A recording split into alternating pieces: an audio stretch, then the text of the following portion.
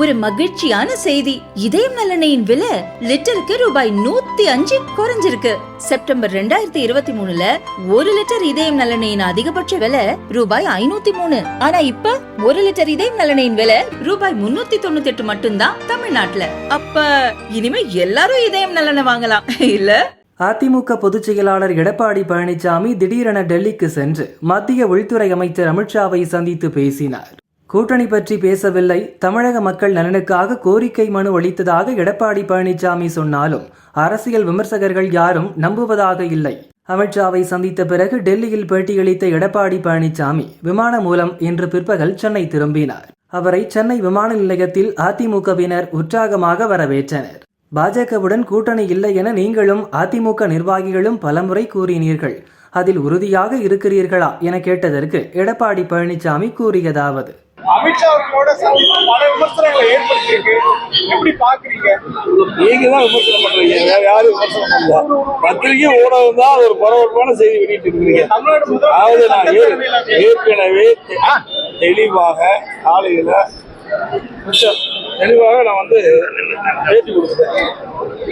எதற்காக பார்த்தேன் என்பதை தெளிவுபடுத்திட்டேன். எல்லா ஊடகத்திலையும் பத்திரிகை வந்திருக்கிறோம். மீண்டும் வேணா ஒரு முறை சொல்லிடுறேன்.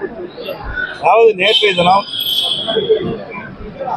டெல்லி சென்றவுடன் ஏற்கனவே அனைத்து இந்திய அண்ணா திராவிட முன்னேற்ற கழகத்துடைய நாடாளுமன்ற கட்சி அலுவலகம் வீடியோ கான்பரன்ஸ் திறக்கப்படும். அதை போய் நேராக நான் பார்வையிட்டு பிறகு மத்திய உள்துறை அமைச்சர் அவர்களை அவருடைய இல்லத்தில் நானும் என்னோடு நாடாளுமன்ற உறுப்பினர்களும் மற்றும் கழகத்தினுடைய முன்னணி தலைவர்களும் சந்தித்து தமிழ்நாட்டில் இருக்கின்ற பிரச்சனைகள் குறித்து அவரிடத்தில் மனு மூலமாக கோரிக்கை மனு மூலமாக அளித்தோம்.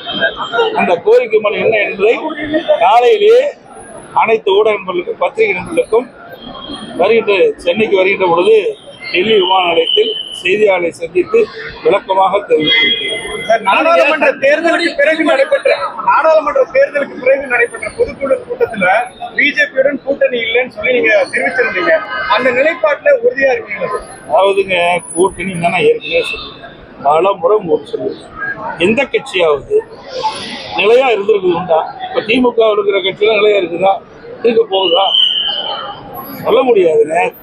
இது அரசியல் சூழ்நிலைக்கு தக்கவாறு மாற்றங்கள் இருக்கும். அது இப்ப எப்படி சொல்ல முடியும்? ஒவ்வொரு முறையும் தேர்தல் வருகின்ற பொழுது 2019 தேர்தல் எந்த நேரத்தில் நாங்க கூட்டணி அறிவிச்சோம்? அதாவது பிப்ரவரி மாசம் தான் அறிவிச்சோம். 2021 சட்டமன்ற தேர்தல் அப்ப எப்ப அறிவிச்சோம்? 2000. இப்படி தேர்தல் வருகின்ற பொழுதுதான் கூட்டணி கட்சி குறித்து ஒத்த கருத்துடைய கட்சியோட பேசி முடிவு செய்யப்படும். இப்போ கூட்டணி இருக்குதா இல்லையாரு கேட்டா நாங்க எப்படி பதில் சொல்ல முடியும்? அமித்ஷா ஒரு பதிவு போட்டிருக்காரு, தமிழகத்துல கண்டிப்பா என்டிஏ கூட்டணி ஆட்சி ஏங்க அவர் அமைக்க சொன்னா நாங்க என்ன?